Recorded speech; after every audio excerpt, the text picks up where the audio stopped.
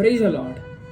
இன்னைக்கு ஏன் நம்மளால சில ஆசீர்வாதங்களை முழுமையாக பெற முடியல, சில கர்த்தர் கொடுத்த வாக்குத்தத்தத்தை ஏன் சுதந்திரிக்க முடியலன்னு சொன்னால், ஆண்டவர் ஏதோ ஒரு காரியத்தை நம்முடைய வாழ்க்கையை விட்டு அகற்ற நினைக்கிறாரு. இல்லை அந்த காரியத்தை விடு, இந்த காரியம் உனக்கு வேண்டாம் அப்படின்னு சொன்ன சில காரியத்தை இன்னும் நம்முடைய வாழ்க்கையில் பிடித்து வைத்து கொண்டு இருக்கிறதுனால தான் சில முன்னாடி இருக்கிற அந்த வார்த்தைகளையும் முன்னாடி இருக்கிற அந்த வாக்குத்தத்தத்தையும் நம்மளால் சுதந்திரிக்க முடியல.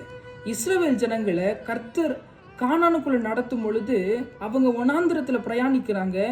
ஆனால் வசனம் சொல்லுகிறது அவங்களுடைய இருதயம் எல்லாம் இன்னும் அந்த அடிமைத்தனத்திலே இருந்துதான். அதை போல தான் நம்முடைய வாழ்க்கையில் தேவன் சில ஆசீர்வாதங்களை கொடுக்கணும்னு நினைக்கிறாரு. இன்னும் அந்த பழைய சுபாவம், இன்னும் அந்த பழைய எண்ணம் நம்மளை பிடித்து வைத்து கொண்டிருக்கிறது. யோசிங்க, அதிலிருந்து மாற ஒப்பு கொடுக்கலாம். கர்த்தர் நம்மளை ஆசீர்வதிப்பார். God bless you all.